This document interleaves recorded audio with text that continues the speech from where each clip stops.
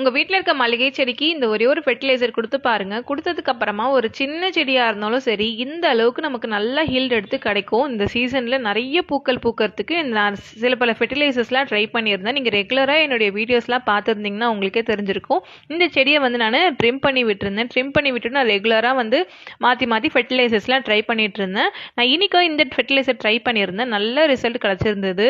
ஒரு சின்ன செடி தான், ஒரு 14 இன்ச் பாட்ல நான் 2 செடி தான் வச்சிருக்கேன். அதுலயே எனக்கு ஒரு செடியில் 50லேருந்து 60 பூக்கள் வரைக்கும் பூத்திருந்தது. நான் நைட்டே போய் இதை ஷூட் பண்ணிவிட்டு நான் எடுத்துட்டேன். எனக்கு ஆர்வம் தாங்கலை, நானும் அம்மாவும் போய் எடுத்திருந்தோம். ஸோ காலைல நல்லா மலர்ந்துருது, நைட்டில் நல்ல வாசனையாக இருக்கும், மாடி முழுக்க வாசனையாக தான் இருந்தது. இது ராமேஸ்வரம் மல்லி, என்கிட்ட குண்டு மல்லியும் இருக்குது. இது ரெண்டுத்தையும் சேர்த்து தான் நான் எடுத்திருந்தேன். இதுக்கு தேவையான இன்க்ரீடியன்ட் ரெண்டே இன்க்ரீடியன்ட் யூஸ் பண்ணி தான் நான் பண்ணியிருந்தேன். இந்த ஃபெர்டிலைசர் நீங்கள் கொடுத்ததுக்கு அப்புறமா நமக்கு ஜூஸ் குடித்தா எப்படி எனர்ஜி கிடைக்குமோ அந்த அளவுக்கு இந்த ஃபெர்டிலைசர் கொடுத்ததுக்கப்புறமா உங்கள் செடியும் நல்ல எனர்ஜி ஆகி நல்ல ஃபாஸ்டான க்ரோத்தாக ப்ளஸ் நல்ல குளிர்ச்சியாக இருக்கும் இந்த வெயில் சீசனுக்கு.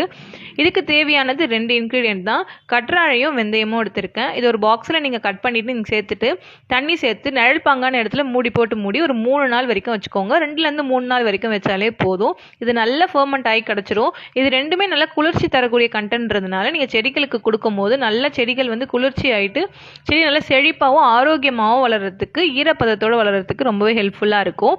இது பாருங்கள், நல்லா இப்போ ஃபர்மெண்ட் ஆகி கிடச்சிருக்கு. இதை இப்போ நீங்கள் ஃபில்டர் பண்ணி எடுத்துக்கணும்.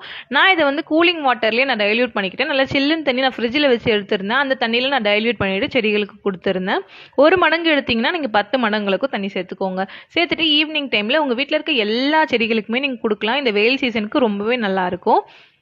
என்னுடைய வீடியோஸை நீங்கள் ரெகுலராக பார்க்குறவங்களா இருந்திருந்தீங்கன்னா உங்களுக்கு தெரிஞ்சிருக்கும். நான் நிறைய ஃபெர்டிலைசர் ட்ரை பண்ணியிருந்தேன். இந்த ஃபெர்டிலைசரும் நீங்கள் ட்ரை பண்ணி பாருங்கள். மல்லிகை பூக்கு இந்த சீசனுக்கு உங்களுக்கு பஞ்சமே இல்லாமல் எப்போவுமே வீட்டில் உங்களுக்கு பூக்கள் இருந்துக்கிட்டே இருக்கும். நான் கோத்து தான் செஞ்சுருந்தேன். இது நல்லா மலர்றதுனால கட்ட முடியாது, நான் கோக்க தான் செஞ்சுருந்தேன். 2 சாமி சிலைக்கு போடலான்னு கட்டி வச்சுட்டு 1 நான் வச்சுக்கிட்டேன். ஆல்ரெடி ஒரு இதே போல் நான் கோத்து அம்மாவுக்கு கொடுத்துருந்தேன். இந்த தடவையும் நான் இன்னைக்கு பூத்ததை அம்மாவுக்கு கொடுத்துருந்தேன். ரொம்ப அழகாக இருந்தது பார்க்கவே. உங்களுக்கும் இது பிடிச்சிருந்தா சொல்லிட்டு மறக்காமல் கமெண்ட் பண்ணுங்கள். பாய்.